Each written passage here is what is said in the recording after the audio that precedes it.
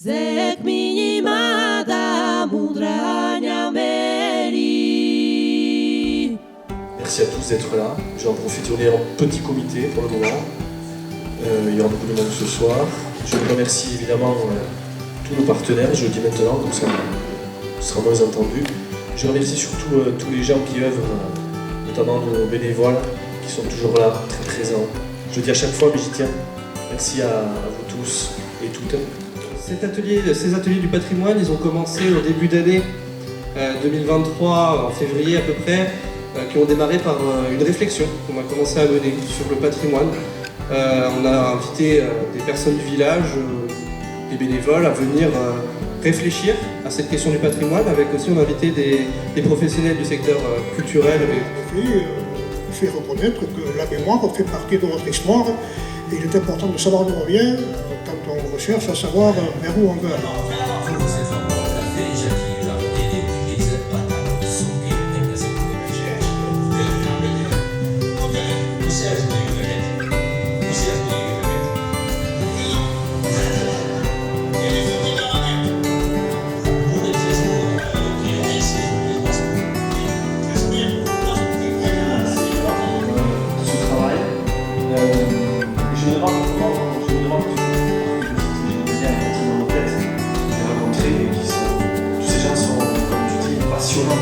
Quelqu'un de passionné, nous intéresse, nous interpelle.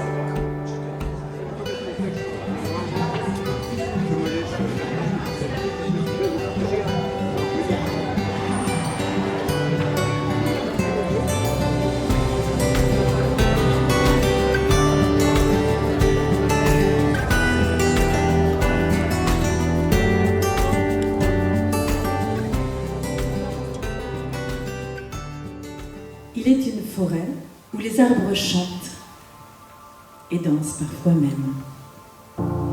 Et quand leurs branches touchent le sol, en cercle, ils se racontent. Ils se racontent combien leurs cœurs esselés rêvent encore d'humanité. Quand chante la lune. Il arriva comme une bombe et effraya bien sûr les gens, les animaux, tout le monde. Et c'était devenu effectivement le symbole de sa royauté et il attachait une grande importance à cette barbe. Et un jour, dans sa déambulation de moine errant, il se trouve à côté d'une rivière qu'il reconnaît.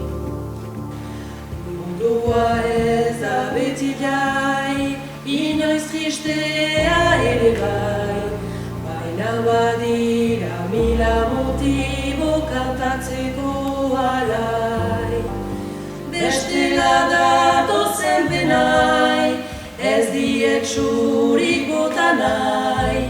Ni hiltzen naizen gauean behin zaite izuelo lasai.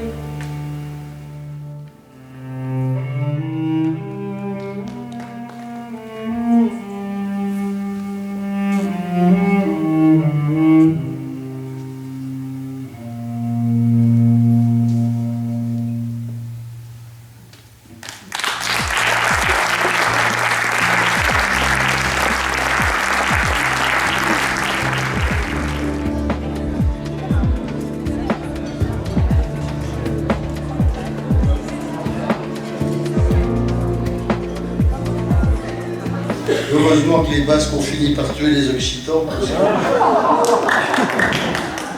qu'autrement, il aurait fallu que je m'en charge. Moi-même, si on se trouve, moi, Poitevin, Vendéen, je trouve que c'est les Basques qui nous ont tués aussi, hein, parce que le Basque est vraiment fort. Hein, le Basque, oh là là. On m'a dit, il faut vraiment que tu fasses un truc sympa, parce que les gens, les conteurs, ils trouvent ça chiant. C'est vrai. C'est très chiant. Moi, je dors.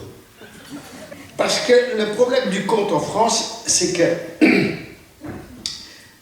Bon, alors, j'ai entendu tout à l'heure des conteurs, ils parlaient comme des livres. Et ça, c'est un vrai problème. Ils mettent les mêmes pensées simples qu'on trouve dans tous les livres qu'on lit et qu'on trouve vraiment chiants. Mais c'est pour ça qu'en France, on aura toujours du mal. Ce n'est pas possible. À partir du XVIIe, les comtes avaient eu une légitimité, une existence uniquement parce qu'à passion par l'édition de livres. Il a fait un rêve comme ça, qui m'a accompagné. C'est un de vos rêves qui vous accompagne une vie entière. Enfin, moi en tout cas. Et là, était un rêve qui était tout petit drôle. Et il y avait une robe. Parce qu'à l'époque, on robait les drôles. Peut-être pas chez vous. Non, chez vous, c'est très patriarcal. Les gars sont des vrais gars. Ça a été difficile, donc très rapidement, il a compris qu'il fallait changer sa tactique et il s'est mis au patois international. Et il a fait un tube planétaire qui s'appelait 20 Gods, The Beautiful Church. En français, correct, c'est 20 Dieu la belle église.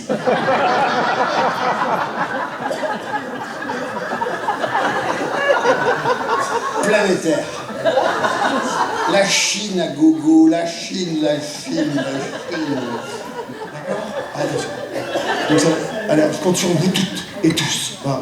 Il était pas content du tout, il était pas content, il était pas content du tout, il était pas content. Je vous entends. Ça, c'est pas possible si je vous entends pas, même si vous êtes occitan. Il était pas content du tout, il était pas content, il était pas content du tout, il était pas content, il était pas content du tout, il était pas content, il était pas content du tout, il était pas content. Et pouf, dans derrière. Ah, c'est lui. Alors, à cette heure-ci, t'arrives. Oh,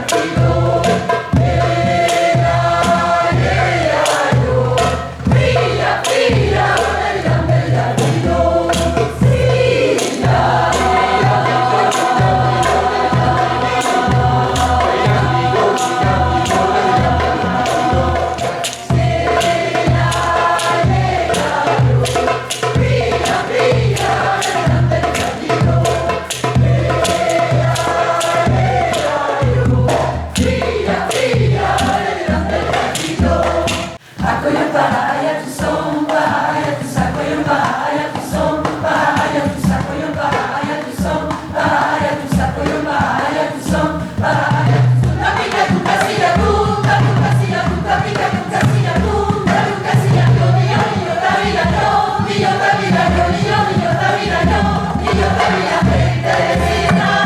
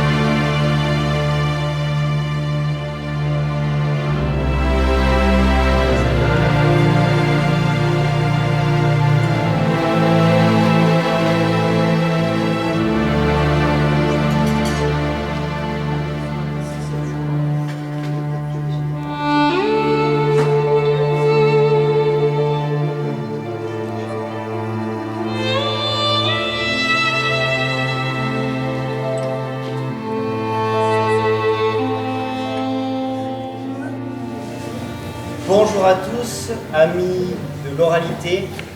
Alors avec ma troupe du cours Florent, pour se donner un petit challenge, on était parti sur un concours d'éloquence encore hier et on s'est dit pourquoi pas dans la nuit changer et vous faire plutôt une représentation théâtrale, pas improvisée, mais voilà. On s'est donné le challenge de changer d'un concours d'éloquence à une représentation théâtrale qui sera un procès. Nous sommes donc réunis en ce matin du 7 janvier 2024 afin de délibérer et statuer sur le recours déposé par l'association dont je ne me souviens plus du nom. Vous allez me rappeler le nom? Ashki Bouge. Concernant le projet impulsé par l'État français de construction autoroutière faisant le tour du Pays Basque Nord. Mon président, bonjour, chers amis de Clarença, mesdames et messieurs les jurés de Négouane, public chéri, mon amour. Bonjour ma colère, salut ma hargne et mon courroux. Coucou. Ah. Moi, digne représentant du ministère public, je m'indigne, je trépigne, j'égratine. Quoi? Encore une fois, le progrès n'a pas droit de citer. L'État décide qu'il faut s'occuper davantage des territoires ruraux, et vous, comme aurait dit le général de Gaulle, tel des veaux, vous allez regarder passer les trains qui... Je ne vais pas supporter longtemps votre comportement, s'il vous plaît. Ah oui, s'il vous plaît. Non. Ça S'il vous plaît. On s'assoit. Donc nous allons construire des passerelles tout le long du boulevard, à 3 voies. La première voie pour les piétons, la deuxième voie pour tout ce qui est mobilité douce, c'est-à-dire les vélos, trottinettes et autres. Et la troisième voie pour nos amis les animaux, qu'il va falloir former à prendre ces passerelles.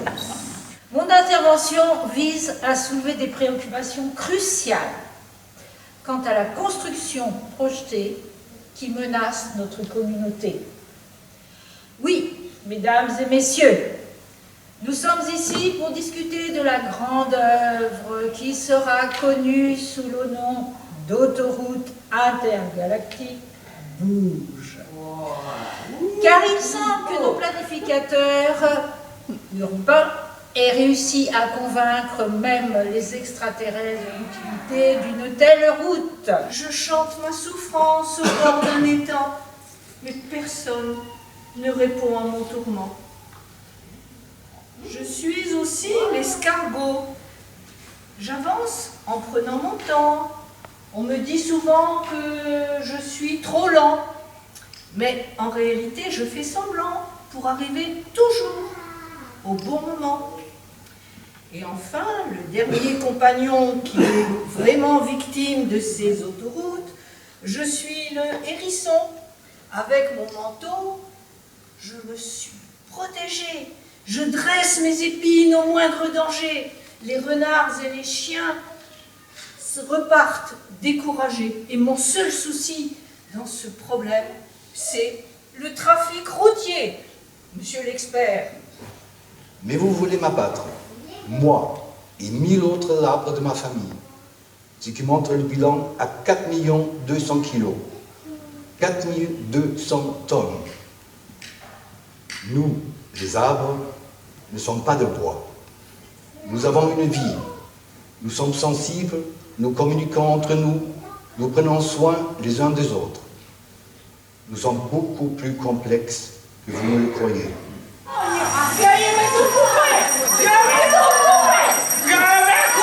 Les animaux, je vais couper la biodiversité. Et j'ai tout coupé, qu'est-ce que c'est ça? Et la culture, les aides sociales. Argentina, libertad carajo, que recoupe l'arbre, que recoupe la forêt, la biodiversité, arriba, Argentina.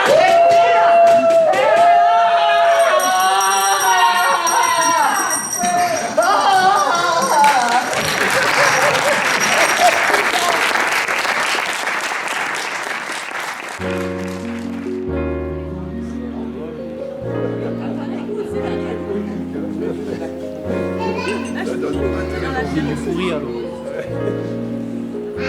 Moi j'ai toujours été. Ce qui n'est pas le cas de tout le monde.